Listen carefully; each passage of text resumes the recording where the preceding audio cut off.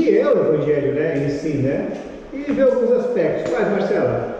Então, como a gente pode ver aqui no quadro, né, a princípio, a definição de palavra Evangelho, né, vem de duas palavras gregas, né, de eu e angelia, né, que é boa mensagem, ou boa notícia, né, ou boas novas, né. Evangelho significa boas novas, uma boa notícia. Amém, gente? A princípio.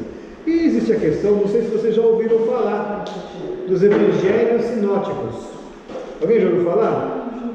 Evangelhos sinóticos, né? E na verdade, sinóticos, se você for ver no item 1 ali, né, vem do grego sim e iopsis, né, que junto e ver junto, né, são evangelhos que têm uma perspectiva muito semelhante.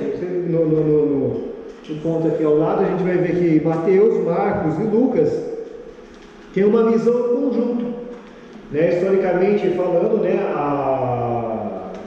os cristãos, né, a tradição cristã narra que Marcos é o primeiro evangelho a ser escrito, a gente vai ver quando nós vamos abordarmos, né, o evangelho de Marcos, e o evangelho de Mateus e de Lucas, eles vêm logo a seguir, tendo o evangelho de Marcos como uma espinha dorsal. Amém? Até o evangelho de Marcos ser escrito, obviamente, os evangelhos, né, os ensinos do Senhor Jesus, eles são transmitidos semelhantemente no início, né, do judaísmo, através da tradição oral. Amém, gente? Então parece que a história dá uma repetida até que os evangelhos eles começam a ser escritos, o primeiro de Marcos. E continuando aqui, né, o item 2, ele diz assim: os 3 primeiros evangelhos são conhecidos como sinóticos, devido à semelhança de fatos registrados, né, que não é uma mera coincidência, na verdade. Nos primeiros 30 e 40 anos da era cristã, a palavra era compartilhada através da tradição oral, vinda diretamente de testemunhas oculares de Jesus, ou seja, são os discípulos os apóstolos e os outros discípulos de Jesus também. Na verdade, os discípulos não são somente os 12, né? Havia muitas pessoas que estiveram com Jesus ali. Amém, gente? E após a vinda do Espírito Santo, reacendeu aquilo, muitas pessoas se agregaram ao cristianismo. E pessoas, muitas vezes essas, que talvez não fossem seguidoras de Cristo, mas vieram no mesmo tempo, partilhavam das experiências semelhantes, porque viam, né, o que acontecia. Não foi um acontecimento muito distante, de anos muito distantes. Então todos os discípulos ali estiveram compartilhando ali o que eles viram. Amém, gente? Então era muito fácil, era muito difícil de haver erros, exageros ou mentiras acerca do Evangelho de Jesus. Por quê? Porque ainda estavam vivos aqueles que viveram com Jesus, que estiveram junto com Jesus. Daí essa segurança dos evangelhos, quando os evangelhos passaram para a parte escrita, ainda as testemunhas oculares estavam vivas. Amém? Então passou pelo crivo, né, da veracidade em relação a essas testemunhas. E no número 4, enfim, o Evangelho de João não faz parte dos sinóticos devido à abordagem pessoal e tendo como foco ao Jesus divino ao invés do Jesus histórico, né? É como se Lucas ele decidiu escrever o Evangelho do Senhor Jesus fora da curva, né? Ele leva uma abordagem diferente, com fatos diferentes, né? Uma perspectiva completamente diferente, né? A gente vai ver lá na frente, a gente vai estudar a respeito disso aí. Mas Mateus, Marcos e Lucas, eles têm muitas semelhanças, amém? Tem peculiaridades, a gente vai estudar a respeito disso, mas existem muitas semelhanças, por isso são chamados evangelhos sinóticos. Pai do Senhor, ela veio, gente! Aleluia! Glória a Deus! Né? Gozo! Escreve o teu nome. Aqui nesse gráfico aqui, a gente vai ter uma certa visão, um pouquinho mais fácil de compreender a respeito da semelhança desses 3 evangelhos, né? Marcos está no centro, né, o primeiro evangelho, e nessa cor roxa a gente vai encontrar Lucas de um lado, Mateus do outro. Essa cor roxa são as passagens, né, os itens compartilhados entre os 3 evangelhos em comum, né? Você vê uma grande porcentagem de Marcos, né, 76% do evangelho de Marcos, ele está compartilhado tanto por Lucas quanto por Mateus, ou seja, mais de 3/4 do evangelho, né, de Marcos, ele está nos outros evangelhos, né? Daí essa noção que a gente tem que realmente o evangelho de Marcos é uma espinha dorsal dos outros evangelhos. né? Ali em vermelho a gente vai encontrar trechos compartilhados somente no Evangelho de Marcos e Mateus, em laranja somente no Evangelho de Marcos e Lucas, né? Ali nós vamos ver embaixo, ali em, sei lá se é azul, aquela cor dos vestidos da Mari, né? Qual é o nome a cor do seu vestido de casamento? Do vestido de casamento não, das madrinhas lá? Tiffany, ali, acho que é Tiffany esse negócio, para mim é. Mas o senhor João veio também, aleluia. Nós vamos encontrar aqui só itens em Lucas e em verde só Mateus. Amém, gente? E a linha azulzinho são os elementos que não são compartilhados em Marcos, mas eles vão estar tanto em Lucas quanto em Mateus. Então a gente vai ver uma certa conexão nesses três evangelhos, uma similaridade muito parecida, similaridade parecida ao pleonasmo, mas eles têm essa semelhança pelo fato da estrutura em Marcos.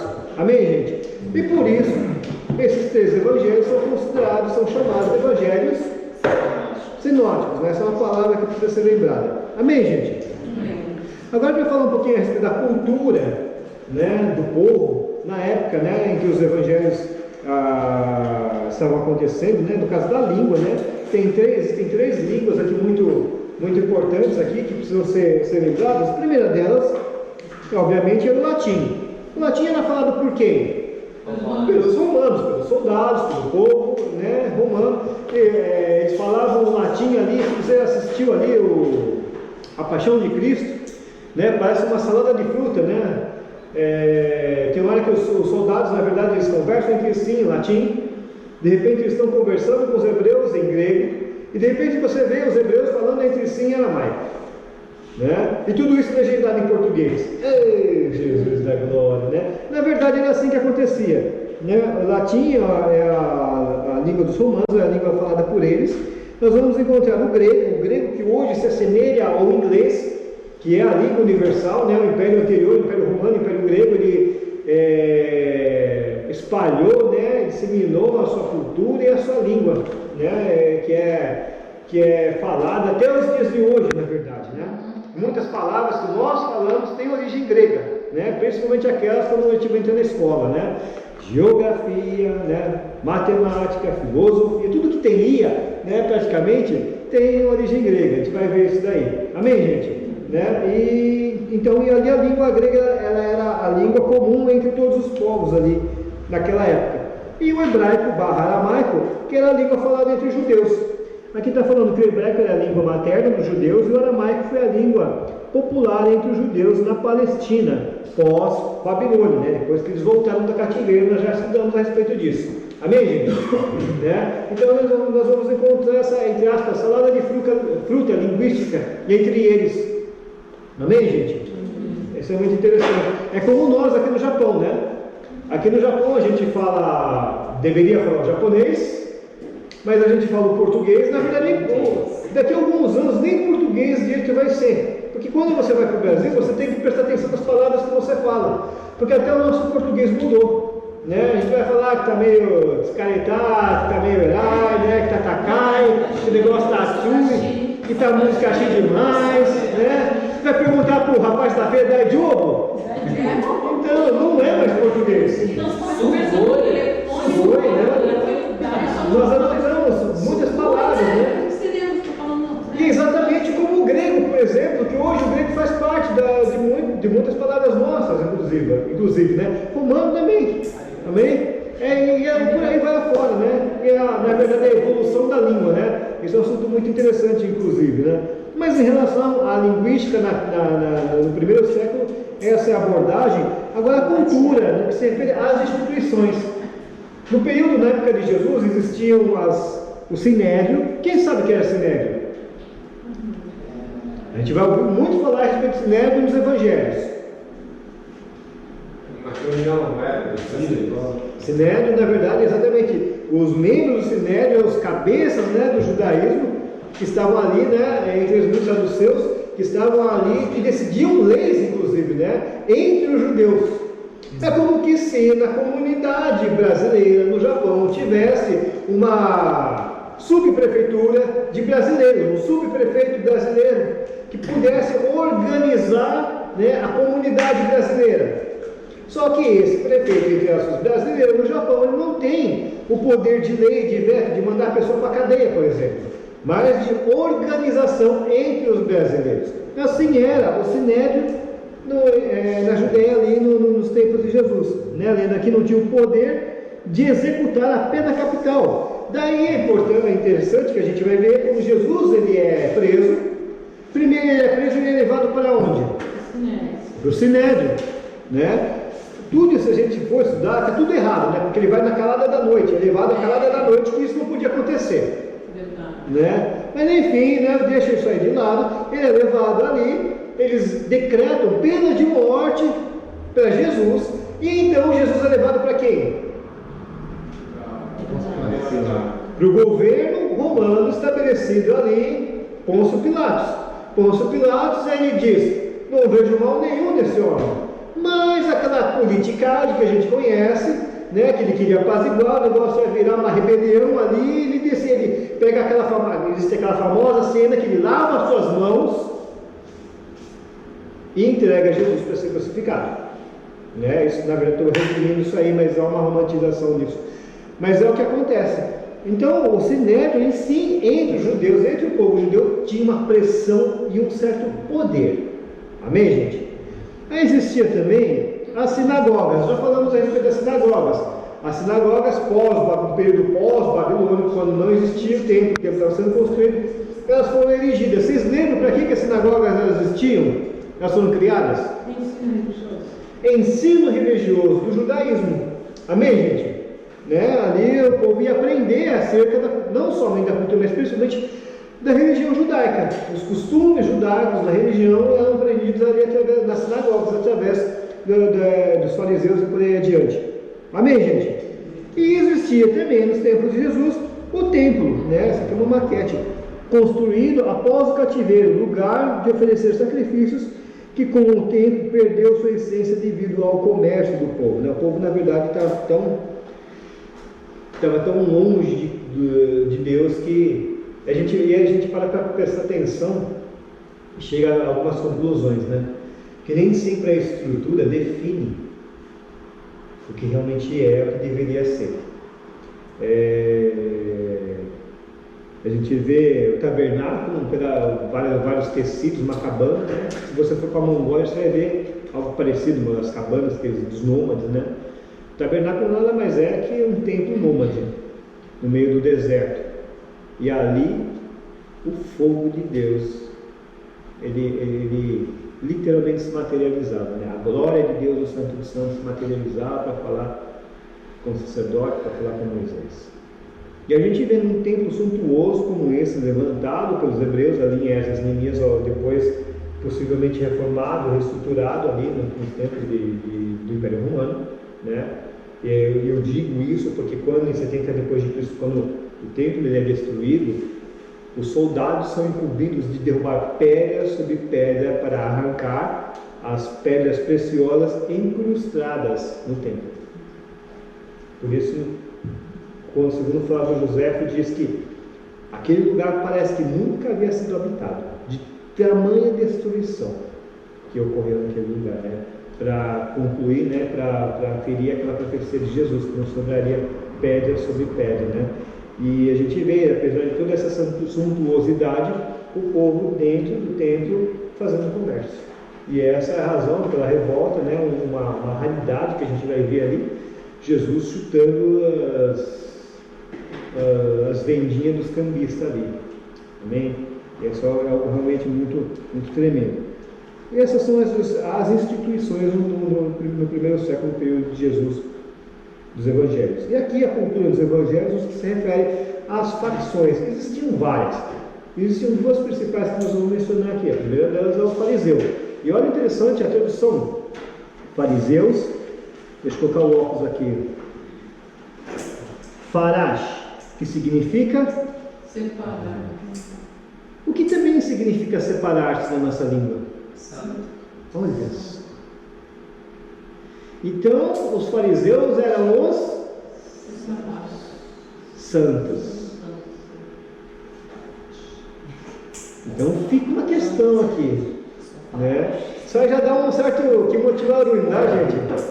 Quem são, e aí a gente pode pensar, quem são os candidatos ao farisaísmo do século presente?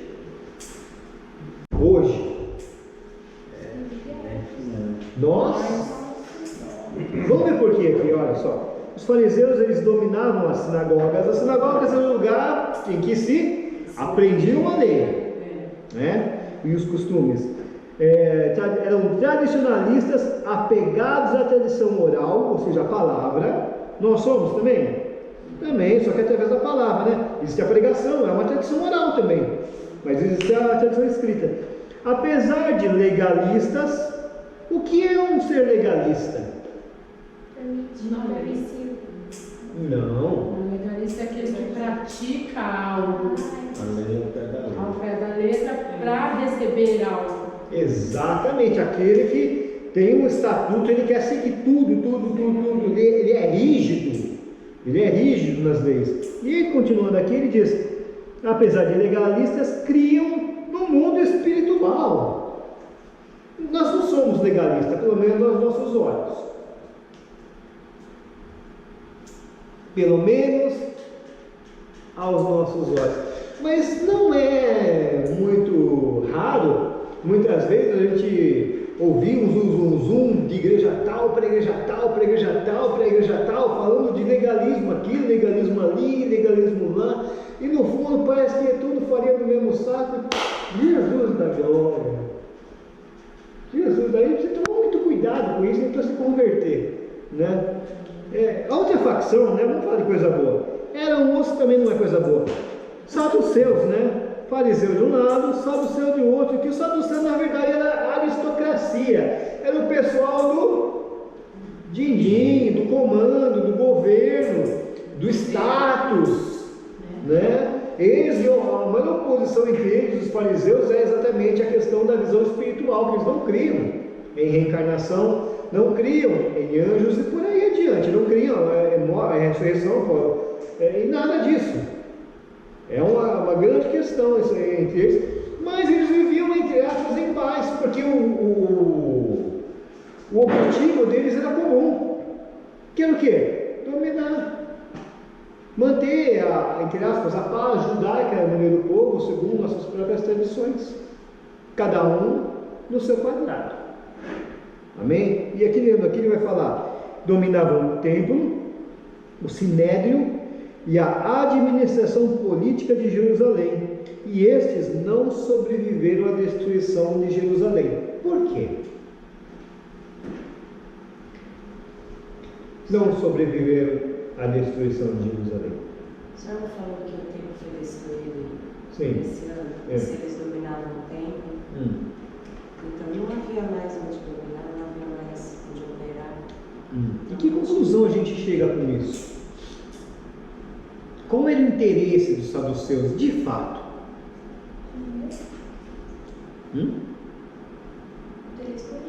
Interesse político. E esse interesse político era?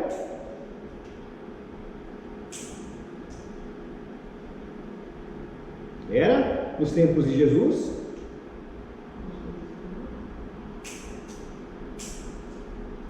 Independência contra Roma. Correto? Correto? Então a gente chega à conclusão que eles não sobreviveram ao massacre, porque eles, entre outras facções, estavam diretamente envolvidos na revolta contra Roma. Simples assim. Amém, gente? Roma acabou com eles. Não, acabou, dizimou com tudo. Eles foram tipo um alvo, né? Acabou com tudo, né? Ali em Massada, em qualquer outro lugar também foi tudo dizimado. Acabou tudo, né? E os judeus que sobraram, segundo a profecia de Jesus, subiram cada um para um canto. Subiu cada um para um canto. Nós vamos descobrir, ouvir falar dos judeus de novo quando? Só na Segunda Guerra Mundial. Com Adolf Hitler também perseguindo eles de novo. E aí, pós-Segunda Guerra Mundial, né, a ONU estabelece o Estado de Israel exatamente ali no mesmo lugar. Então, na igreja, eles e os fariseus, eles estavam Na sinagoga. na sinagoga, né? No templo. Sim. Era Sim. eles que... Sim. O Deus era o mesmo. Só que eles estavam... Com interesses diferentes. Enquanto os fariseus tinham a primazia da palavra e prezavam pela palavra, né? Ou nós vamos encontrar aqui os saduceus prezando pelo poder. Amém? Daí o porquê que Jesus era uma ameaça tanto para fariseus, porque dava de frente com a religiosidade, quanto para os saduceus, porque ele vinha pregando o reino de Deus. Amém, gente? Né? Isso é muito simples, né? E aqui, para encerrar essa parte aqui, tem um quadro aqui que depois vocês dão uma olhada, eu vou mandar para vocês. Ele é um esqueminha que fala a respeito dos 4 evangelhos, das suas prioridades. Por exemplo, em Mateus, Cristo é retratado como o rei profetizado. A audiência original, né, o público-alvo é para os judeus, né? A palavra-chave, na verdade, é para que se cumprisse, aqui está cumprido, e por aí adiante. Amém, gente? Isso é muito interessante vocês estarem dando uma olhada. Agora, voltando aqui para o livro, página 6, vamos estudar um pouquinho o livro. Mateus. Os profetas do Antigo Testamento predisseram e ansiaram pela vinda do ungido que entraria na história para trazer redenção e livramento. O primeiro versículo de Mateus anuncia aquele evento há muito esperado, o livro da genealogia de Jesus, filho de Davi, filho de Abraão. Mateus fornece a ponte essencial entre o Antigo e o Novo Testamento, através de uma série cuidadosamente selecionada de citações do Antigo Testamento. Mateus documenta a reivindicação de Jesus Cristo de ser o Messias. Jesus possui as credenciais do Messias, ministra do modelo predito do Messias, prega mensagens que somente o Messias poderia pregar e, finalmente, morre a morte que somente o Messias poderia morrer. Amém, gente? Né? Aqui nós vamos encontrar o versículo-chave, o propósito do livro aqui no quadro, tá? Mas buscai primeiro o reino de Deus e a sua justiça, e todas as demais coisas serão acrescentadas, Mateus 6,33. E esse é um ponto interessante aqui. Apresentar, né, que é o objetivo, apresentar aos judeus as provas evidentes que Jesus é o Messias, Rei eterno. Ou seja, o Evangelho de Mateus ele é um evangelho explicitamente direcionado ao judeu. Amém, gente? Por quê? Pela linguagem, pelos itens do qual ele menciona, ele fala muito a respeito da lei, a linguagem qual ele prega, ele vai trazendo autoridade e entendimento para aquele que já tem uma certa intimidade com a lei. Amém, gente? A introdução está aqui, né? Esse ponto.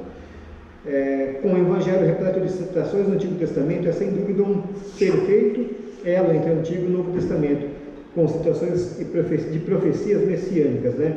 Citações essas que somente um judeu, conhecedor da lei, poderia entender. Daí porque, inclusive, quando nós vamos falar a respeito do Evangelho para o novo convertido, fica um negócio no ar. E ele demora um certo tempo e é necessária uma certa explicação um pouco mais abrangente, porque anunciar a Jesus Cristo de uma forma completa implica em nós falarmos a respeito das profecias do Antigo Testamento e de como elas se completam perfeitamente durante o tempo, anunciando não somente a vinda do Messias, mas anunciando a natureza e o modo operante de Jesus quando ele viria. Isso, na verdade, enfatiza, apesar de parecer um pouco complicado, na verdade é um ponto que ele consolida Jesus Cristo como Messias. E esse é o ponto que Mateus ele se apega, a trazer todos esses itens, fazendo com que o povo judeu, de fato, pudesse enxergar em Jesus aquele em que os profetas tanto anunciaram.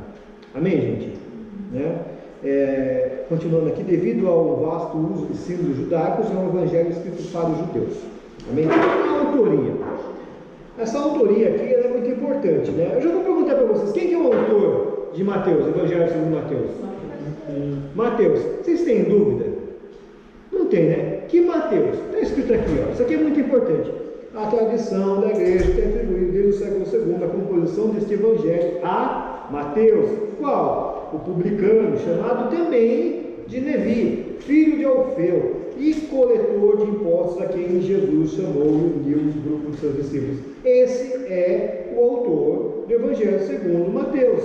Mateus. Né? Se é Evangelho segundo Mateus, não foi Lucas que escreveu, foi Mateus. Amém? Levi. Amém?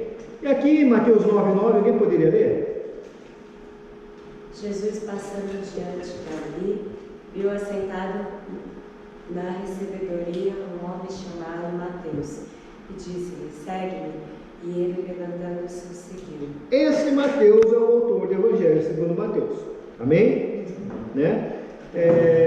Aqui do lado está escrito aqui, Mateus, Levi, filho de Alfeu, coletor de impostos, cristão vindo do judaísmo, conhecedor das escrituras e fiel à tradição judaica. Escreveu o Evangelho depois de Marcos. E aqui, esse outro item que eu coloquei aqui, é um item que vai dar uma crise aqui na gente aqui. Irineu, 185 depois de Cristo, diz que Mateus publicou um evangelho escrito para os hebreus em seu próprio dialeto, seja o aramaico ou hebraico. Na verdade, esse livro ele vai falar aqui, que fala a controvérsia sobre o autor. Já vou aqui falar para vocês. A controvérsia diz aqui, posteriormente, né, aos patriarcas, lá na frente, os estudiosos, os teólogos, eles chegam à conclusão que o Evangelho de Mateus ele foi escrito em grego. Né? E muitos livros que nós vamos encontrar hoje, alguns vão falar exatamente isso, que o Evangelho de Mateus ele foi escrito em grego. Agora eu lhe pergunto, se eu fosse escrever um livro, Marcos, morando no Japão, para os brasileiros que moram no Japão, eu pergunto para vocês, em que língua eu escreveria?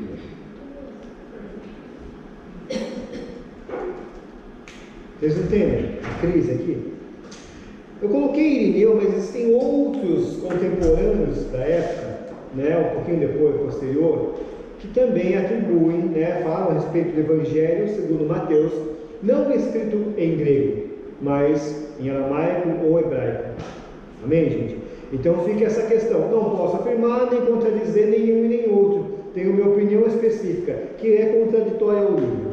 Né? Mas fica aí em cargo de vocês decidir. Não que isso seja importante, né? Mas a nível de curiosidade, a nível de raciocínio, nós temos cérebro, podemos pensar, raciocinar, chegar a conclusões, podemos concluir que de fato, né, de onde veio, para onde vai, todas as coisas que estão aqui, né, que de fato, né, se Mateus escreveu para os hebreus, há uma razão pela língua qual ele tenha sido escrito, foi na verdade a língua materna deles.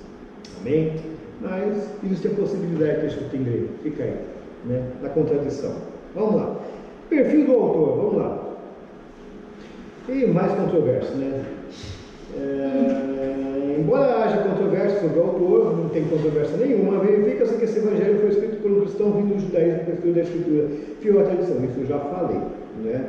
E aqui ele vai falar, né, o que eu acabei de falar, a respeito de tantos itens que ele menciona no evangelho, tão peculiar ao judaísmo, né? A respeito das tradições, a respeito de palavras, a respeito de não mencionar o nome de Deus, né? Do reino dos céus, mas não reino de Deus.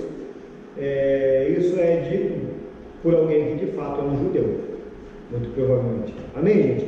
A data é um ponto aqui bem controverso. Aqui ele fala do evangelho sido escrito entre 80 e 100 depois de Cristo, depois, né, da destruição do templo, mas há autores que dizem que talvez o evangelho de Mateus houvesse sido escrito antes da destruição do templo, antes de 70 a.C. Isso eu não sei dizer. O que eu sei dizer com certeza é que ele foi escrito depois do evangelho de Marcos. Amém, gente? Né? Não que isso seja também interessante, mas enfim, está aí. Cristo revelado.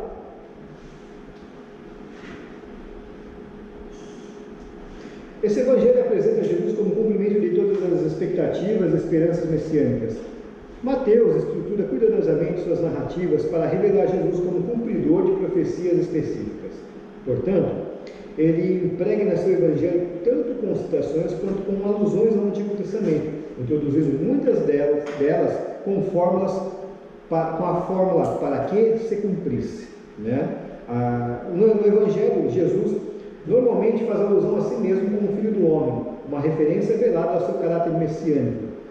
O termo não somente permitiu a Jesus evitar mal-entendidos como originados de títulos messiânicos populares, como possibilitou-lhe interpretar tanto a sua missão de redenção, quanto ao seu retorno na glória. O uso do título Filho de Deus por Mateus sublinha claramente a divindade de Jesus, como a gente vai ver todos esses versículos lá na frente, como filho. E Jesus tem um relacionamento direto e sem mediação com o Pai. Mateus apresenta Jesus como Senhor e Mestre da Igreja, a nova comunidade, o que é chamada a viver a nova ética do reino dos céus. Jesus declara a Igreja como seu instrumento selecionado para cumprir os objetivos de Deus na terra. O Evangelho de Mateus pode ter servido como manual de ensino para a Igreja antiga, incluindo a surpreendente grande comissão, que é a garantia da presença viva de Jesus. É interessante, né, antes de entrar nesses versículos que estão aqui já, falar que quando Jesus ele fala a respeito da igreja, a igreja não existia ainda.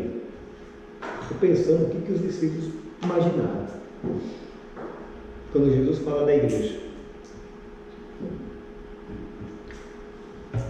Aqui, Cristo revelado, manual de ensino para a igreja. 1. Missão de redenção, Mateus 20, 28, por favor. Veio como filho do homem, não veio para ser servido, mas para servir, para dar a sua vida em resgate do mundo. Retorno na glória, Mateus 16, 27.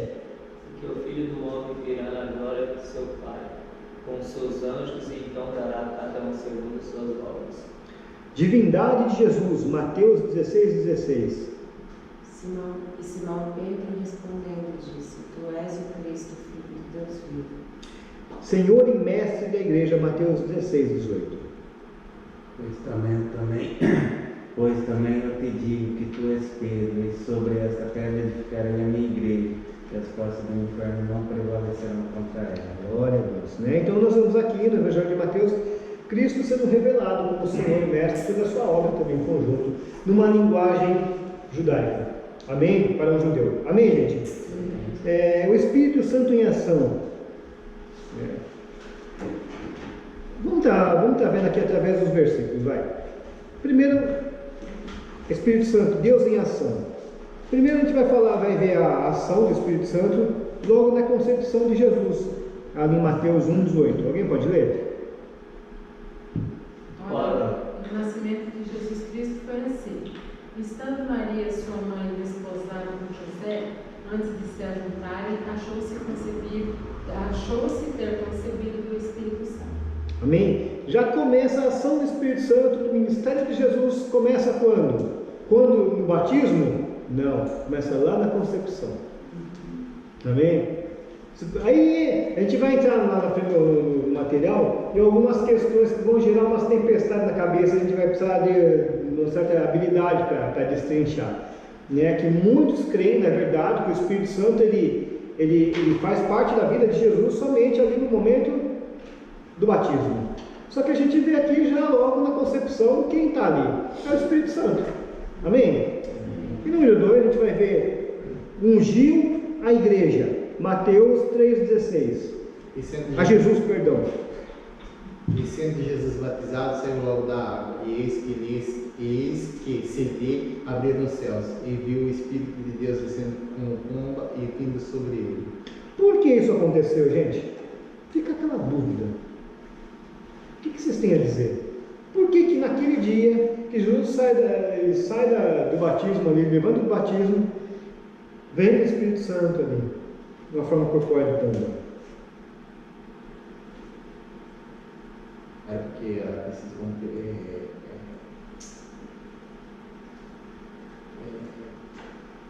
Tipo, para testificar que Jesus era filho de Deus.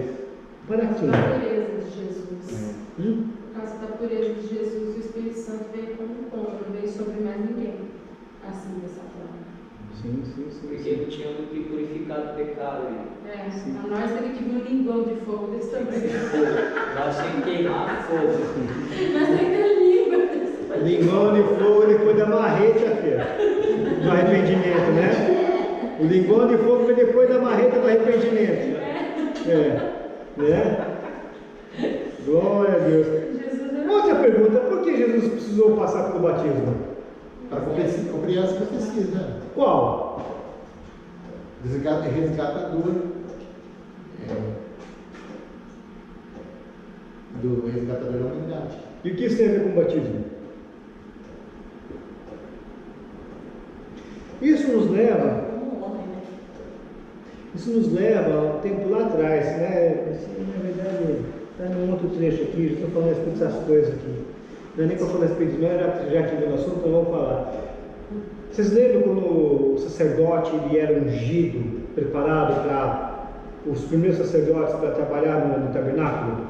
Arão, os filhos dele. Existia um procedimento, entre eles a lavagem pela água. A lavagem pela água simboliza a purificação. Isso, purificação. Daí, inclusive, entra em conexão ao Espírito Santo vindo da forma corpórea.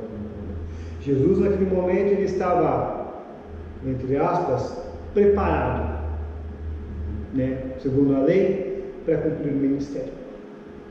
Nós não estamos falando aqui do Espírito Santo, vai ter um outro assunto, mas vamos lá.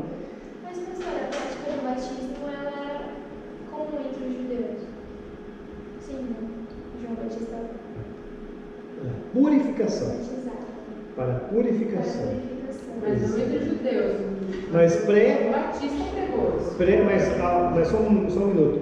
Pré-purificação, esse batismo não era algo novo em João Batista. Aquele que se convertia ao judaísmo, ele também, ele é chamado de novo convertido, nascer de novo e passar pelo batismo também, do arrependimento. Antes de João?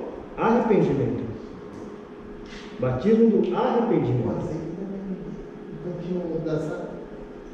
tinha água e o azeite também, né? Não? Aí deu uma misturada.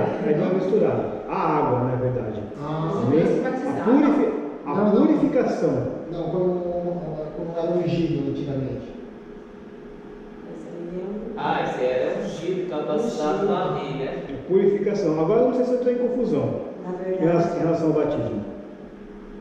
Agora eu não sei se estou em confusão. Se foi João Batista o que Foi João Batista o que primeiro praticou o batismo. Você não escuta a palavra batismo em nenhuma outra. Exato, lavagem na água, exatamente. Fiz a confusão com a lavagem da água. E o sacerdote. Exatamente. Batismo é João Batista, exatamente. Só que esse na verdade é o mesmo intuito de purificação, arrependimento e purificação. O batismo de João era para arrependimento, amém? Agora aquele negócio, após Jesus ressuscitado, os discípulos precisaram, as outras pessoas precisaram ser batizadas novamente, aqueles que foram batizados no arrependimento de João, foram batizados posteriormente? Só no Espírito Santo. Sim ou não? Quem foi batizado por João, se foi batizado de novo? Precisou ser batizado de novo? Eu acho que não. Mas Jesus ele fala que deveriam ser batizados em nome do Pai, do Filho e do Espírito Santo. E João Batista os batizava para o arrependimento somente. Fica só a dúvida. Então, mas aí teve uma hora que Paulo chega para os caras lá e fala assim: em que batismo vocês foram batizados? Aí ele fala só no de João. Aí eles falam assim: então vocês precisam receber o outro, que é Do Espírito Santo. Eles nem sequer ouviram dizer que tinham o Espírito Santo. Mas eu posso falar Só que nós estamos precisou batizar. Só que estamos falando de um outro batismo aqui. Você está falando de um outro batismo. Do batismo do Espírito Santo. Exatamente. Então, não quer dizer que eles não precisaram ser batizados no dia de Não, ele está arrependimento. falando do mesmo. Sim ou não? Não, batismo do arrependimento não. Batismo do arrependimento não. Mas o batismo que Jesus sugere batizar em nome do Pai, do Filho e do Espírito Santo. É o das águas. Então, o que o Dinei está falando é aquela passagem que o apóstolo Paulo chega para o pessoal ali e pergunta se eles já receberam o Espírito Santo, eles falam que ainda não. O apóstolo Paulo fala assim: que batismo vocês foram batizados? O batismo de João. Sim. Aí ele fala: a gente nunca nem ouviu falar tipo, do batismo com o Espírito Santo. O apóstolo Paulo, o que diz ali, não é que ele batizou novamente aquelas pessoas, mas ele impôs as mãos. Amém. Porque naquela época não fazia diferença entre você receber o Espírito Santo e ser batizado. O fogo já vinha. Sim, o fogo vinha. Vi inclusive antes de aceitar Jesus. Eu creio que não era batizado. Por Para causa alguns. disso. Mas pastor, ele fala do Pai, do Filho e do Espírito Santo. Mas tem passagem que os apóstolos falam assim, você for batizado no nome de Jesus. Tem outro que fala assim, vocês só foram batizados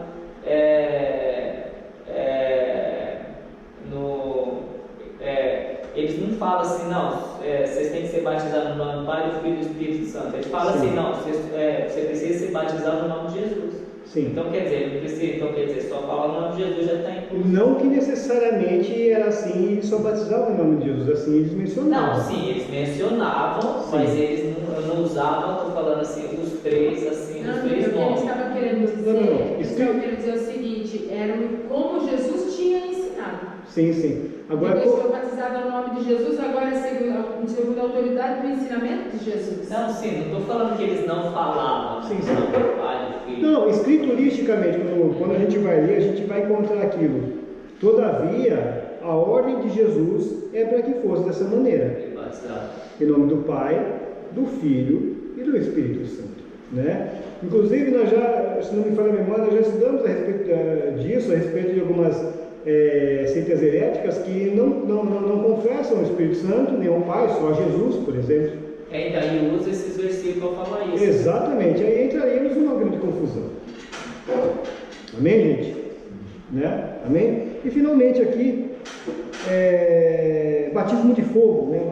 Mateus 3,11. E eu, em verdade, vos batizo com água para o arrependimento, mas aquele que vem após mim é mais poderoso do que eu, cujas alparcas não sou digno de levar. Ele vos batizará com o Espírito Santo e com fogo. Primeiro, o Espírito Santo vem sobre Jesus, ele é cheio de Espírito Santo, ele cumpre o ministério dele com curas, segundo alguns dizem, né? Todos os sinais, prodígios, maravilhas, porque o Espírito também era com ele. E a gente vai ver aqui agora ele levando os seus discípulos sendo introduzidos nessa vida do Espírito Santo. O batismo com o fogo. Né? Quando me batismo, isso aí daí é uma outra questão. Mas vamos que vamos. Amém, gente? Né? E finalmente, levando a obediência. Mateus 28, 19 e 20. Portanto, ide e fazer discípulos de todas as nações, batizando-os em nome do Pai, do Filho e do Espírito Santo, ensinando-os a guardar todas as coisas que eu vos tenho mandado. E eis que eu estou convosco todos os dias, até a consumação do século. Amém. Amém, gente? Na verdade, tem um versículo, tão clamado versículo que nós estamos falando aqui. A gente entende aqui que a ação do Espírito Santo no Evangelho de Mateus, ele está, falando no assunto aqui, desde o nascimento, ele está na operação através de Jesus, os milagres, poderes e maravilhas. Ele está na delegação, né, quando Jesus ele envia, né, os discípulos a pregar, Jesus está fugindo a palavra, a liberar cura, expulsar demônios, né, tudo isso através do Espírito Santo. E posteriormente nós vamos encontrar em Atos dos Apóstolos algo consolidado e permanente na vida do cristão.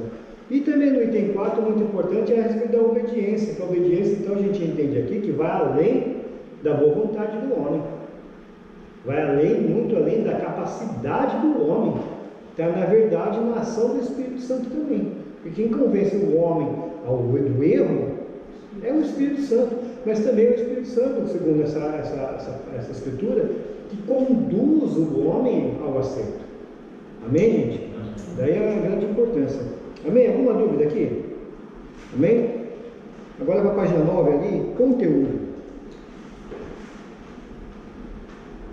O objetivo de Mateus é evidente na estrutura desse livro. Na verdade, aqui a gente vai encontrar em conteúdo, tem até meio esquisito a gente está falando, é uma estrutura que a gente vai encontrar no Evangelho de Mateus, uma subdivisão, todos os evangelhos, todos os livros, nós já estudamos a respeito disso, quando nós passamos pelo Antigo Testamento, as estruturas que são montadas, na verdade, no livro, o qual, segundo o intérprete, ele pode variar de um para o outro.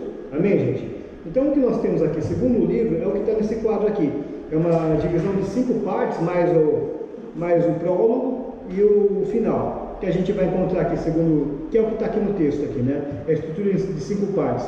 Prólogo, do capítulo 1 ao 2, 23, a apresentação de Jesus, o Messias. A primeira parte entra capítulo 3 ao 7, né, que é o Sermão da Montanha e o comportamento do Cristo. A segunda parte, do capítulo 8, né, ao 11, verso 1, instruções de Jesus à viagem missionária.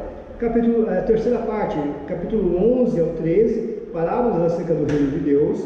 Quarta parte, capítulo 13 ao 18, a conduta do cristão na sociedade. Quinta parte, capítulo 19, conflito entre Jesus e o judaísmo. E final, capítulo 26 ao 28, os últimos acontecimentos da crucificação, a ressurreição e o comissionamento da igreja, né? E aqui nesse item aqui do lado, está falando, exceto o nascimento e a crucificação de Jesus, o livro não possui uma ordem cronológica. O livro de Mateus, com exceção do nascimento e os últimos acontecimentos, não tem uma ordem cronológica. A ordem ela é sistemática e tópica. Amém, gente? Né? O que nós entendemos por sistemático e tópico? O livro de Mateus não é uma biografia, ela é um estudo. Ela está compartimentada em assuntos específicos. É assim que Mateus arranja. Mateus é aquele cara que gosta de arrumar uma gaveta, por exemplo, que arruma tudo certinho, aquele que abre a porta da despensa, está tudo ali arrumado direitinho, etiquetado direitinho, para que não haja nenhum problema. Amém? É aquele que na sua biblioteca coloca os livros em ordem, uma ordem específica, ou ordem de autor, ou ordem de assuntos, tudo bonitinho. Aí chega uma outra pessoa que vai pegar o livro, pega o livro para ler e coloca em qualquer outra prateleira. Mateus Cagiano. Mateus Cagiano. E isso é muito importante. Tanto é como nós acabamos de ver aqui, o livro de Mateus, muito possivelmente, o Evangelho de Mateus, foi utilizado pela igreja como uma fonte de ensino. Olha aí. Vendo? Como os sistemáticos são importantes? Aleluia. Sistemático sim, ansioso não. Amém? Glória a Deus. Aleluia. É muito importante isso aí. Existe uma outra subdivisão aqui que eu queria apresentar para você, né, do capítulo 1 ao 4, que eu mando para vocês depois. Amém? São 4 divisões. A primeira fala da pessoa de Cristo, sua genealogia. Segundo, o programa de Cristo, que é a sua pregação. Terceiro, a perseguição de Cristo, a rejeição. E finalmente, o prevalecer de Cristo, que é a conclusão. Evangelho ao mundo judeu, né, de uma forma religiosa. Amém, gente? Né, esse é o conteúdo, né, de uma forma bem clara. Na página 10 aqui, se você puder ver, aqui tem um esquema pedagógico da atividade de Jesus aqui. Item A, B, C, D e E. Você está vendo aí? E página 10, está vendo? Isso é muito importante, né? Isso é muito importante. Primeiro, o Sermão do Monte, do capítulo 5 ao capítulo 7. Amém? Repete comigo, Sermão do Monte. Do capítulo 5 ao capítulo 7. B, o apostolado cristão. Capítulo 10. C, Reino dos Céus. Capítulo 13. Isso. D, a vida da comunidade cristã. Capítulo 18. E, o final dos tempos. Capítulo 24 até o fim. Amém, gente? Não tem como errar, você mesmo falou aqui. Amém, gente? Glória a Deus. Amém? E é isso aí. Tema central. Eu gosto muito dessa palavra, tema central. Eu uso muito nos meus assuntos. O que é o tema central? Já falamos a respeito disso aí em Homilete. O que é o tema central? Fala aí, minha querida. Sei que você olhou com essa cara tão animada. O que é tema central, Tati?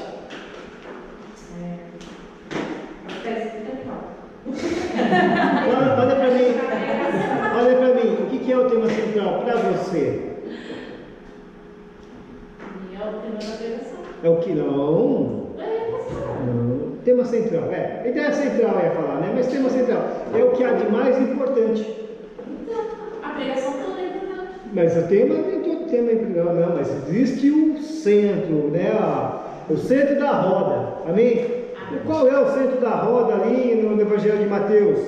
O reino de Deus barra o reino dos céus, amém? Repete comigo: reino de Deus, e os reinos dos céus.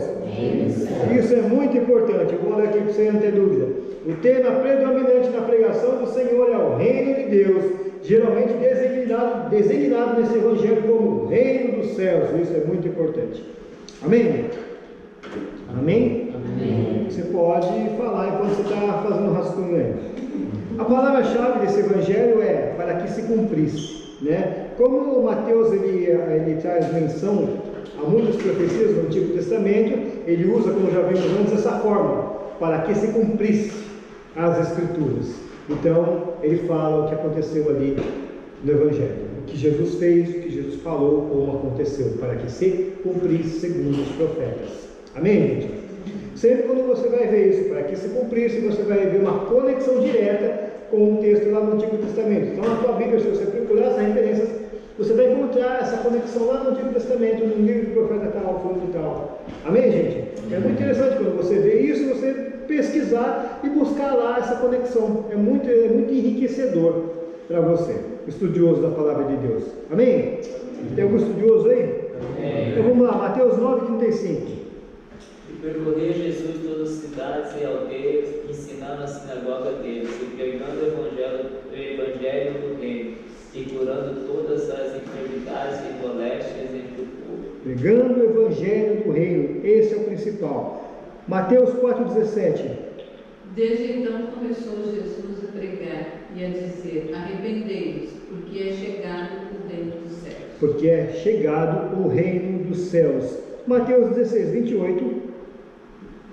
Em verdade vos digo que alguns há do que aqui estão que não provarão a morte até que venha o Filho do Homem no seu reino. Amém, gente?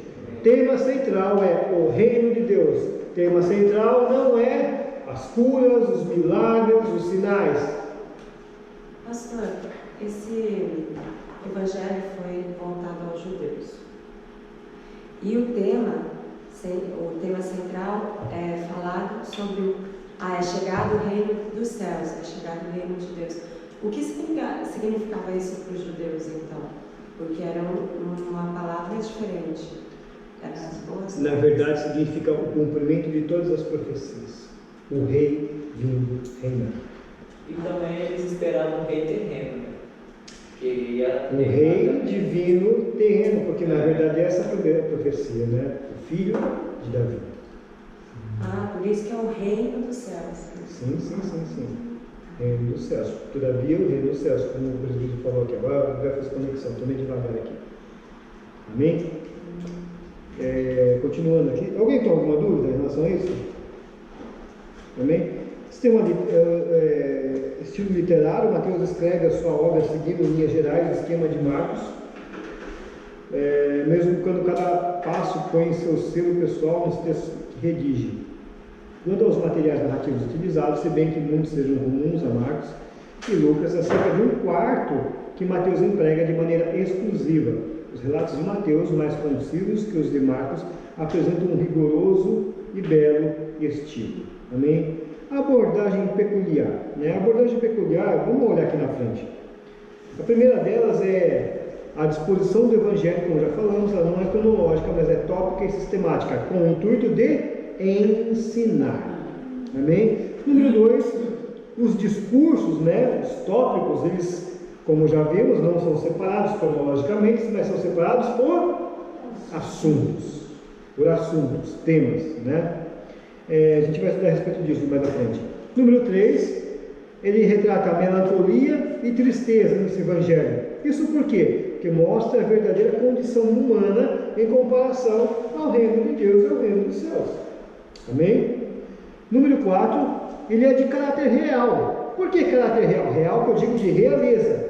Por quê? Porque apresenta Jesus, o rei. Amém? Simples assim.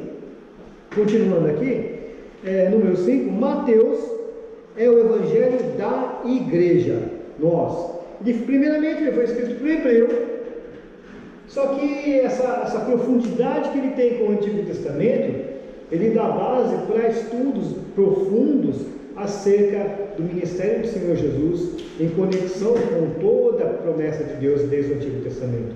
Então ele vai apontar aqui, Mateus 16, 18, alguém pode ler, por favor? Pois também eu te digo que tu és Pedro, e sobre essa pedra edificarei a minha igreja, e as portas do inferno não prevalecerão contra ela. É aquele momento que ele fala a igreja, né? Exatamente, é o evangelho que ele posteriormente ele é usado na igreja. E desse item aqui, de Mateus sobre o evangelho da igreja, ele vai falar alguns pontos interessantes, diferentes dos outros evangelhos. Acerca dos personagens, por exemplo. Os personagens, eles têm menos ênfase, eles são mais resumidos, eles são menos mencionados que nos demais evangelhos, né? O objetivo, ele é especialmente para o judeu ortodoxo, aquele que conhece a palavra. E ele está dividido em 3 partes. Lembra que eu falei sobre subdivisão? Outra subdivisão aqui completamente diferente. Vamos que vamos. Primeira, fala da vida e ministério do Messias.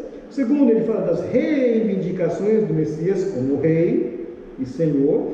E terceiro, fala do sacrifício e triunfo do Messias. Amém? São abordagens bem específicas do Evangelho de Mateus que nós vamos encontrar aqui. Amém, gente? Pontos salientares que você vai ver, página 12, ali embaixo. Pontos salientes de Mateus, está falando do nascimento de Jesus. Somente Mateus e Lucas contam com o nascimento e a infância de Jesus, cada qual narrando seus incidentes diferentes, ou diferentemente, né? Maria passou com Isabel os 3 primeiros meses a visita que lhe fez o mensageiro celeste. Quando voltou a Nazaré, José soube do seu estado. Esse deve ter levado a uma perplexidade estranha, agônica, né? Ou aguda, né? Era, porém, um homem bom e disposto a resguardar a reputação de Maria do que se supunha ser uma desmoralização pública ou coisa pior, que na verdade seria a pena de morte. Foi quando o anjo apareceu e explicou tudo. Teve ainda que guardar o segredo da família para evitar escândalo, porque ninguém acreditaria na história de Maria. Mais tarde, quando a natureza divina de Jesus foi comprovada por seus milagres de sua ressurreição dentre os mortos, Maria podia falar livremente do seu segredo celestial e da concepção sobrenatural do seu filho. Agora, para e pensa na situação, né? Para e pensa nessa situação. A jovem Maria está ali com uma situação realmente não fácil, peculiar, ela deveria ser de fato uma bem-aventurada entre as mulheres. Você ser uma bem-aventurada entre os homens não te livra, entre as mulheres não te livra de situações e missões extremamente difíceis, que vai depender de intervenções sobrenaturais, né? E quando nós falamos da intervenção sobrenatural, é aquela intervenção quando o anjo chega para José. E também José, ele se demonstra um homem primeiramente de fé. Bom, eu acho que se você vê um anjo falando contigo, você não precisa ter fé, né? Né? Mas ele é um homem bom, né? E ele leva adiante essa situação em obediência ao anjo, e o filho nasce. É interessante que em alguns momentos Jesus dá quando o garoto ainda dá algumas evidências, né? Por exemplo, quando eles esquecem de Jesus no templo, e eles o encontram ali conversando, falando de coisas profundas acerca do reino de Deus. E José e Maria ficam perplexos em relação àquela cena. Só que a palavra diz que eles guardavam aquilo no coração. Aquilo o quê? Aquilo que eles já sabiam. Eles não saíam ali postando uma live falando para todo mundo quem era Jesus. Pare e pensa no prejuízo que poderia ter acontecido se Jesus, ainda criança, tivesse esse tipo de pressão sobre ele, né? Os religiosos da época, as autoridades da época, os ignorantes da época. Quão difícil é, quão difícil seria, amém? Toda aquela situação ter ficado ali no anonimato foi essencial. Aí faz a gente pensar que muitas vezes a ação de Deus nas nossas vidas, exceto aquelas que requerem realmente um testemunho, para que o nome do Senhor seja glorificado, mas em muitos momentos é necessário que haja um certo resguardo, vamos dizer assim, um certo silêncio, uma certa cautela. Há quem diga que você só pode contar um sonho para aquele que sonha. Você só pode falar acerca das verdades espirituais. Quando eu falo a respeito disso, nesse momento, é a respeito das revelações de Deus, acerca de repente da sua vida. O ministério que Deus tem para você, por exemplo, se você falar com uma pessoa comum, um ímpio, ele vai chamar você de louco. E isso pode gerar, no momento de luta e tribulação, uma ponta de dúvida no teu coração. Amém? Isso é muito importante. Pastor, a gente fala de Maria, a gente lê, mas assim, a gente não se aprofunda para pensar na época, como a mulher era. Não sou mulher, mas jovem, né? Também Jovem, mulher. jovem, né? Na situação dela, né? Saber que ela ia engravidar e que naquela época existiam assim, muitas restrições, muitas.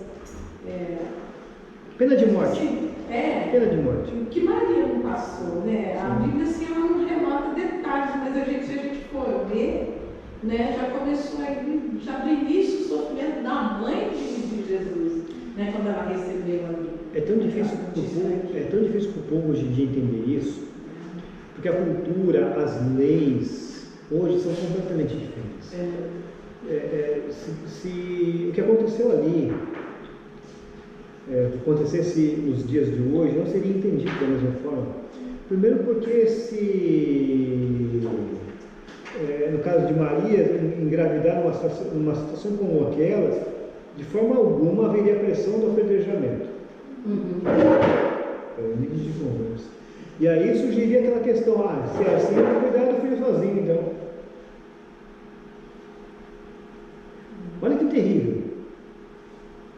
Olha que terrível a situação. E por aí vai afora, né? Se a gente for conjecturar, tiver longe. Eu acredito também que essa experiência que José teve ali com o anjo, tanto ele quanto Maria, eu acho que deve ter impactado a vida deles de uma forma sobrenatural. De uma forma até o final da vida. Com certeza. Quem está falando contigo? O anjo. Sorte tua que não veio o Miguel. Que ainda não morreu. Sorte tua que não veio o Miguel. Quem estava preocupado lá, José, o negócio é o seguinte. Então, eu estou aliviando a tua aqui, meu filho. Ou você faz isso aí, o aluno não foi eu que parei de falar desse tempo. Você não vai entrar na igreja. Não vou fazer piada aqui não, se depois da glória lá, José vem. O que você falou lá? Vamos aqui, vai. José, pai adotivo de Jesus. Vamos olhar para o quadro aqui e dar uma resumida legal. José, pai adotivo, ele era carpinteiro, pai de 7 filhos. Amém? Mateus 1, do 24 ao 25. Alguém, por gentileza. José, despertando do sono, fez como o anjo do Senhor lhe ordenara, e recebeu sua mulher, e não a conheceu até que deu à luz seu filho primogênito, e pôs-lhe por nome Jesus. Amém? Aqui, quando ele fala primogênito, é o que nos assegura que Jesus teve irmãos. Senão não seria primogênito, seria unigênito. Amém? Maria, mãe de 7 filhos. Mateus 1,18. Ora, o nascimento de Jesus Cristo foi assim. Estando Maria, sua mãe, desposada com José, antes de se ajuntarem, achou-se ter concebido do Espírito Santo. Amém? José, muito provavelmente, era um senhor de muito mais idade do que Maria. Chegou um determinado momento, nós não sabemos o que aconteceu com ele. O que nós sabemos e podemos concluir é que no momento da crucificação de Jesus, José já não estava mais entre eles. Que conclusão chegou a isso? Quando Jesus chega para João e fala, aponta para Maria, fala assim, eis aí a tua mãe, olha para Maria e fala, eis aí o teu filho. Isso quer dizer o quê? Jesus ele era o primogênito, ele era o mais velho. A responsabilidade de cuidar dos pais recaía sobre a vida dele. O pai já provavelmente, para chegar ao filho e ter que cuidar da mãe, o pai já não estava mais lá dele. Ok? Né? E quando Jesus fala assim para João, ou seja, João iria cumprir o papel de Jesus, e como, segundo a tradição cristã, assim acontece, e João toma Maria como sua mãe e vai morar com Maria lá em Éfeso até Maria morrer. Né? Aí Maria morre, porque depois da perseguição, João é ligado pela ilha de Patmos, já o Senhor, e aí acontece todos aqueles negócios. Mas eu estou resumindo tudo numa data diferente. Amém, gente? Mais ou menos o que acontece. E por isso, provavelmente, João, em algum momento, José ele falece no transcorrer até a crucificação. Maria, bem mais jovem, é uma mulher, como a palavra mesmo retrata, bem-aventurada entre as mulheres, uma mulher santa, que ela é mencionada algumas vezes nos evangelhos, mas sem nenhum momento como alguém especial. Né? A gente vê, ao que parece ser risco, na verdade não é, naquele momento, no primeiro milagre de Jesus, naquela festa de casamento, que Maria chega para Jesus e fala: acabou o vinho, Jesus. E aí? Ele fala assim: mulher, que tem contigo? Ele não chega: ó Senhor, Maria, mãe de Deus, eu vos responderei neste momento e anunciarei e farei com que a água se transforme em vinho. Não. Aí ele fala que não chegou a hora dele ainda. Falou, chegou na hora. Então, fica relaxa aí. Fica de boa, né?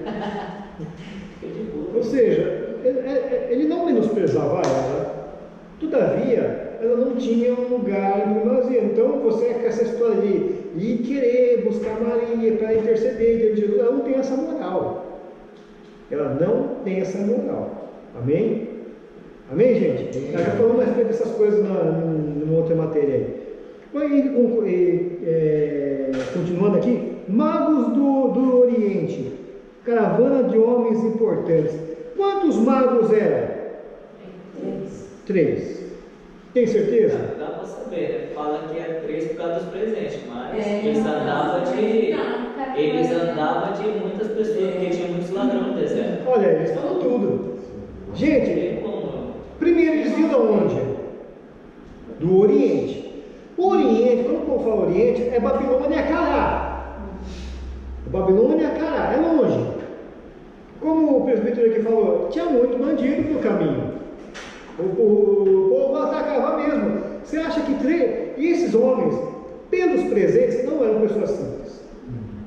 Eram pessoas de posses, eram possivelmente representantes de reis. Aí, muito bem, estudioso, conhecedor das profecias de Daniel, conhecedor da palavra.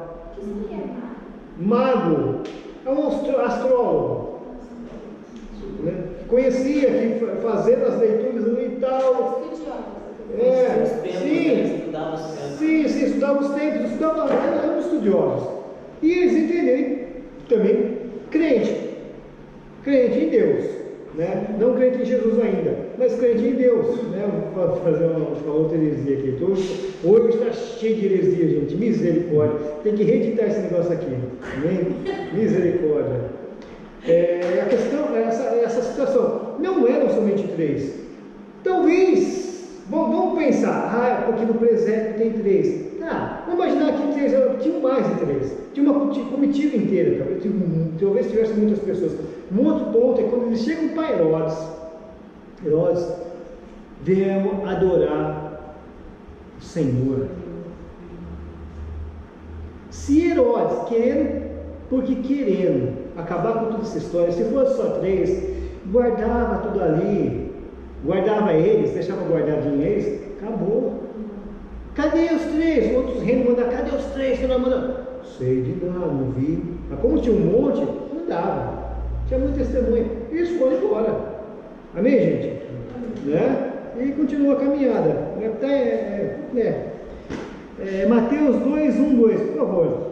E tendo nascido Jesus em Belém de Judéia, no tempo do rei Herodes, eis que uns magos vieram do Oriente a Jerusalém, dizendo: onde está aquele que é nascido rei dos judeus? Porque vimos a sua estrela no Oriente e viemos a adorá-lo. Amém, gente? Né? Eram homens, olha só que interessante, é um privilégio, né? Que não eram judeus, todavia conheciam acerca das profecias, eram homens estudiosos, eles conseguiram identificar do céu um sinal que revelasse que o Messias tinha nascido. Meu,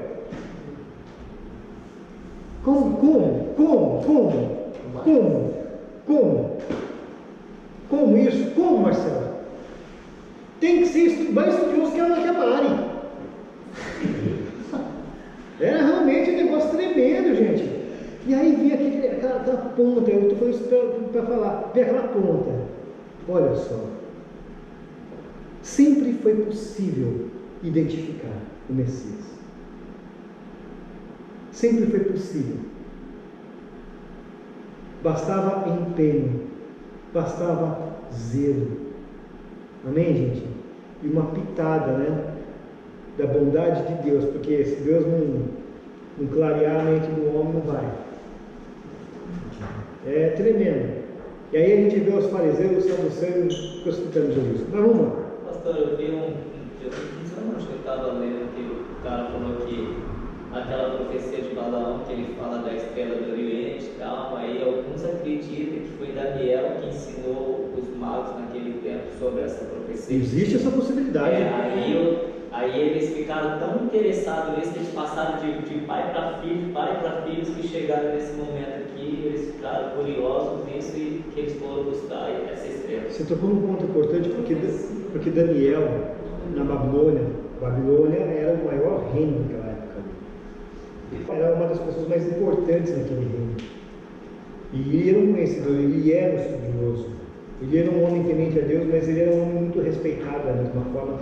E era temente a Deus. Daí isso aponta um ponto importante que eu não mencionei, que eu na verdade esqueci, que chega exatamente essa questão. Ele sendo um homem temente a Deus, será que ele não influenciou todo aquele povo? Porque aí ele fala assim, né, que foi aquele lá que Daniel salvou de Nabucodonosor, eles que todos eles estavam, Nabucodonosor ia matar todos eles, né? Aí Daniel veio com aquela interpretação. Até mesmo uma revelação de Deus. Aí ele recebeu o respeito de todos eles, então o que Daniel falasse era acreditado. E ele colocado lá em cima, na verdade, né? E é interessante essa questão que, tirando um pouquinho desse assunto, que ele não vai para o legalismo. Ele não quer converter Babilônia a uma Israel que segue lei. Daniel ainda estava ali no sistema babilônico, tanto é que ele foi jogado na cova dos leões por causa disso, por causa de uma lei babilônica. Mas, por um outro lado, possivelmente, como foi levantado aqui, ele ensinou acerca da vinda do Messias. Que visão, né? Na verdade era Deus inspirando ele. Fala isso para o povo, porque lá na frente vai ter um povo, vai ter um povinho que vai estudar o que você está falando aqui agora. E eles vão me encontrar. Isso é tremendo. Quando será que os magos encontraram Jesus? Sabe que foi ali? Quando Jesus nasceu ali na manjedoura, chegaram ali, nasceu, chegamos. Segundo o livro aqui, até quando a gente vai falar de data, é complicado.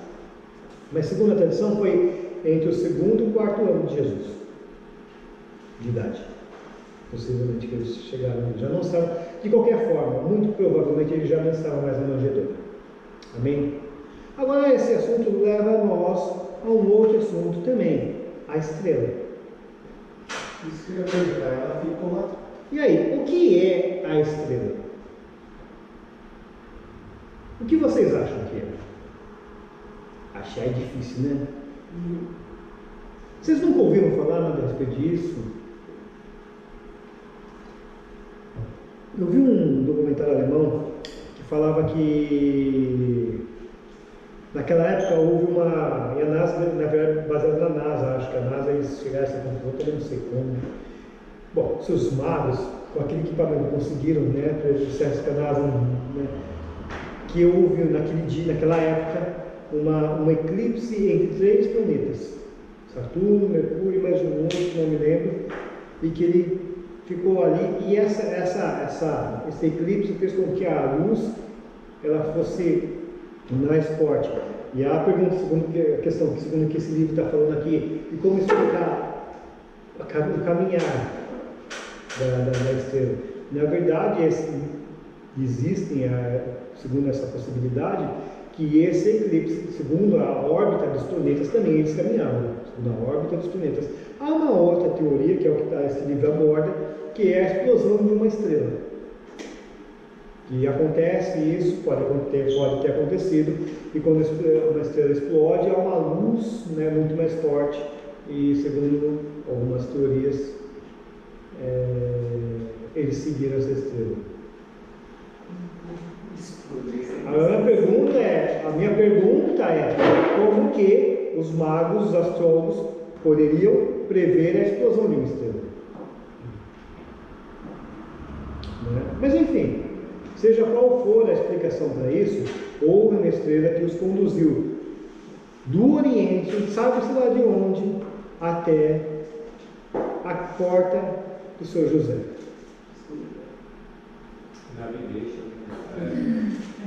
Esse nem o Google levou eles lá, gente, né? Não perdia a conexão, não perdia GPS, entrava em túnel, série de túnel, entrava no barco, Eles seguiram uma estrela, mas uma estrela só à noite dá para ver, então... Continuou o caminho na mesma direção. Foi vários dias, então ele vendo a estrela e sei lá, foi vários dias, né? Mas segundo o livro, a caminhada era são 2 longe. anos, é isso? Segundo o livro, né? Segundo o livro, Quando mas nós- não é nada assim. Mas quando nós vamos falar a respeito de datas, fica um pouco subjetivo, mas dá para imaginar algo parecido com isso, só que não dá para dar certeza. Porque a Bíblia fala recém-nascido. Então, agora o recém-nascido é quando? É isso que eu perguntei. Né? Quanto Então, tempo era recém-nascido? exatamente. Né? Na lei, né? Exatamente. É. Porque assim, pensando agora é loucura, né? Sim, Agora, tipo, 2 anos, tipo, você ficar esperando sim, pra um bebê que nasceu. sim. Mas não era um bebê comum, né? Ah, sim, né? Eles foram adorar ao rei. Sim. Né? Inclusive os presentes são Mas como que proféticos. só Né? eles sabiam, né? Tipo, depois deles todo mundo ficou sabendo. Mas eles anunciaram, inclusive, para o rei Herodes. Então, mas seria depois de 2 anos, então. Sim, possivelmente. Sim ou não. Porque até então eles foram os primeiros a comunicar a notícia.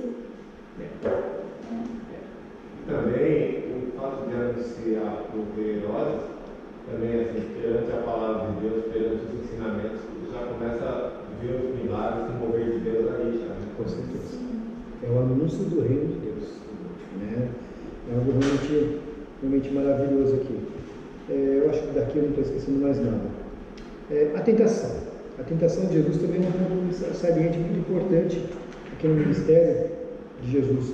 Eu queria ler algo aqui com vocês, página 15. A tentação dos 40 dias. Também se narra em Lucas 4:13 e muito abreviadamente em Lucas 4:13 e Marcos 1:12-13. O Espírito Santo, Satanás e anjos tiveram sua parte na tentação de Jesus. O Espírito Santo impeliu, anjos ajudaram-no, enquanto Satanás procurou várias vezes desviá-lo de sua missão de redentor do gênero humano. O universo inteiro estava interessado, o destino da criação estava em jogo. Não sabemos por que a tentação de Jesus seguiu-se logo ao seu batismo. A descida do Espírito Santo sobre ele, nesta ocasião, envolvia possivelmente 2 coisas novas na sua experiência humana. E é isso que eu quero falar com vocês. Uma, o poder ilimitado de operar milagres. A outra, a plena restauração do seu conhecimento antes da encarnação. O que essa frase sugere é que antes do batismo não havia isso. Nem o poder de Deus e nem o conhecimento de Deus sobre Jesus. É o que está falando aqui, concorda? Ou estou entendendo errado? Não. Agora a pergunta é, mas e enquanto Jesus ainda garoto esteve no templo conversando com os principais da sinagoga, com os religiosos, com os doutores, que conhecimento era aquele?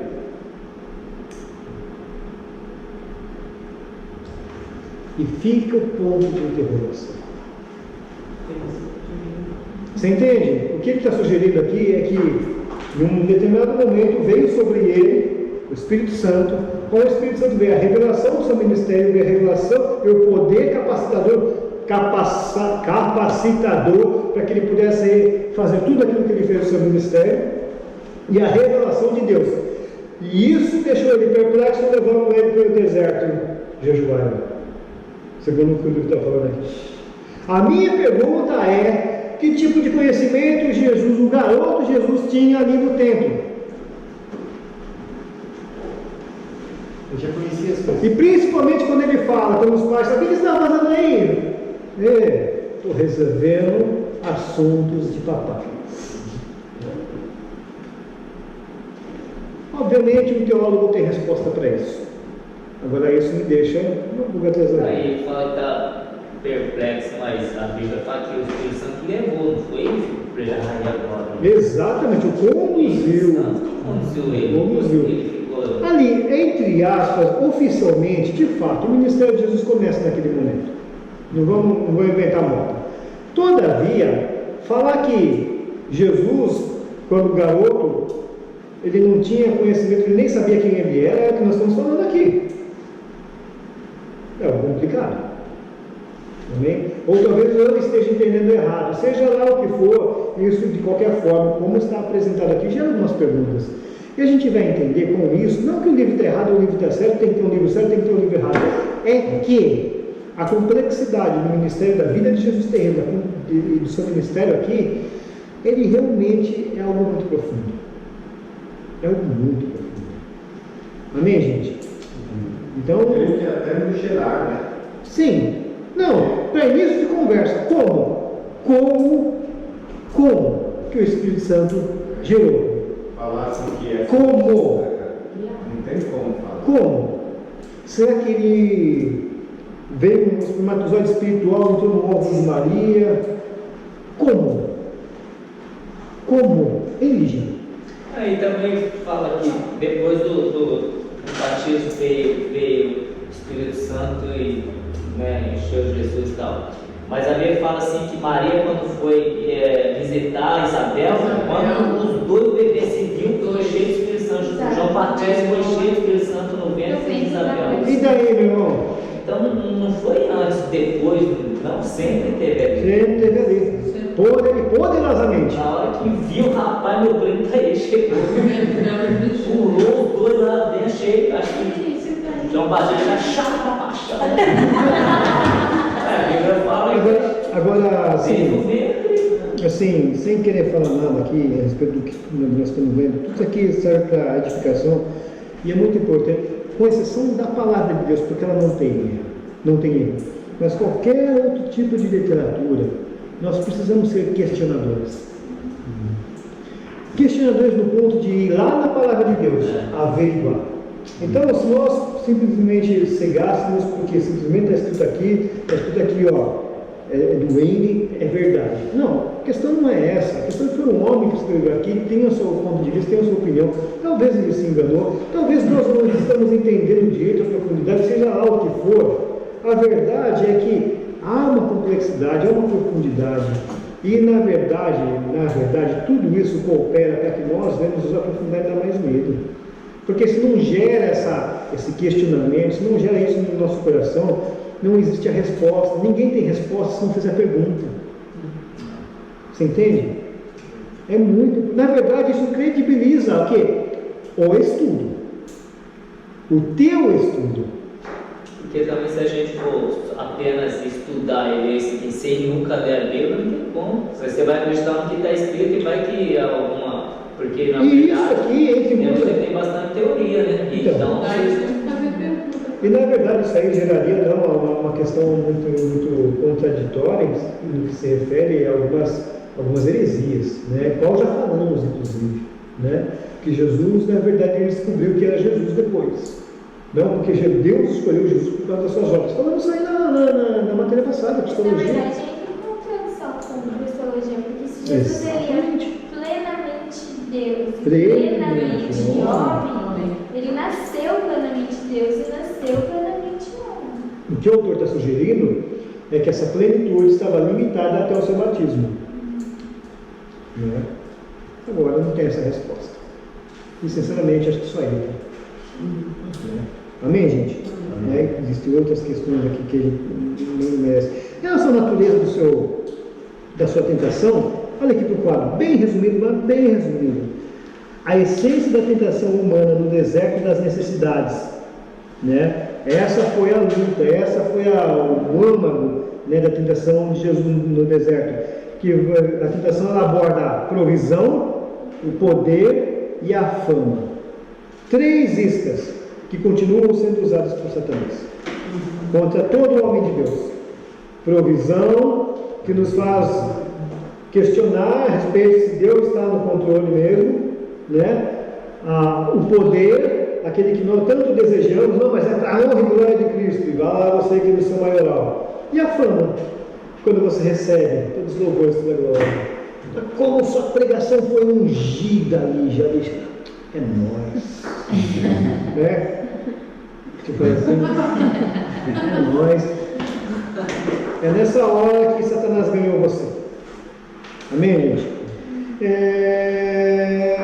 Próxima página, discurso sobre o fim. Página 17, perdão. Eu estou dando uma corrida bastante, gente, porque tem muita coisa repetida aqui. Né? Depois, se vocês quiserem, vocês podem ler com mais cuidado. É um material bem interessante para vocês estarem lendo. Né? Principalmente se você tiver insônia. O grande discurso sobre o fim. Lindo, podia falar isso na câmera, né? Enfim, o pastor aqui vai ouvir isso. Né? A queda de Jerusalém, a vinda de Cristo e o fim do mundo. Amém? Esse discurso foi proferido após Jesus ter deixado o templo pela última vez. Versou sobre a destruição de Jerusalém, sua vinda e o fim do mundo. Algumas de suas palavras se referem a um fato, outras aludem a outro. Algumas estão de tal forma intricadas que é difícil saber qual dos eventos se refere. Talvez esse estilo pouco claro fosse intencional. Parece claro que ele tinha em mente 2 eventos distintos, separados por um intervalo, indicados por essa geração, 24:34, e por aquele dia, 24:36. Alguns entendem por essa geração, esta nação, isto é, a raça judaica que não passaria sem que o Senhor voltasse. A opinião mais comum é que Jesus quis significar o seguinte: Jerusalém seria destruída ainda naquela geração que então vivia. Quem olha para 2 cumes de montanhas distantes, estando um atrás do outro, parece ver-los juntos, embora estejam mundos afastados um do outro. Assim, na perspectiva de Jesus, esses 2 eventos estavam muito aproximados entre si, apesar do longo intervalo entre os dois. Resumidamente, o que ele está falando a respeito, quando Jesus fala a respeito do discurso sobre o fim, há uma perspectiva de assuntos, né? Onde aparentemente Jesus está falando a respeito de 2 tempos e 2 eventos diferentes. Quando nós enxergamos dessa forma, de uma forma plana, parece somente ser um evento, somente uma coisa. Porém, são 2. Um iminente, que é a destruição do templo, e o outro futuro, o segundo advento de Cristo. Amém? Então ele vai, no quadro aqui, está falando do primeiro item aí. Queda de Jerusalém, a vinda de Cristo e o fim do mundo. Fala dessa geração e fala daquele dia. Primeiramente, Mateus 24:14. Alguém poderia ler? E este evangelho do reino será pregado em todo o mundo, em testemunha a todas as nações, e então virá o fim. Aqui nós estamos falando do fim. Que fim? Que fim é esse? Não, é o fim dos tempos, gente. Então virá o fim, Jesus virá. Amém? A igreja será arrebatada. Acabou. Esse é o fim. Esse é o sinal do fim. Qual? Quando o evangelho foi pregado a toda a criatura. Por isso, você quer que acabe logo? Vamos pregar para todo mundo, gente. Vamos pregar para todo mundo para acabar logo esse negócio. E segunda vinda de Jesus, a trombeta soará. Mateus 24:37. E como foi os dias de Noé, assim será também a vinda do Filho do Homem. Amém, gente? Então são 2 eventos, né? Esses 2 versículos estão falando de um evento só.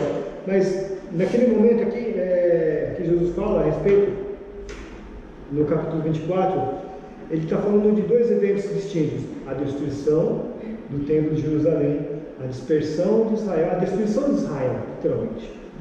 E é o segundo advento, quando ele viria novamente. Amém? Acabando com o domínio de Satanás. A verdade é que o segunda vinda de Jesus, ele é muito maior, muito mais poderoso do que a primeira vinda dele, do que a sua morte e ressurreição, do que a vinda do Espírito Santo no dia de Pentecostes. É algo sem medida. O segundo advento é o que vai mudar e abalar as estruturas do universo conhecido hoje. Amém? Quando Jesus vier a segunda vinda, ela acabou.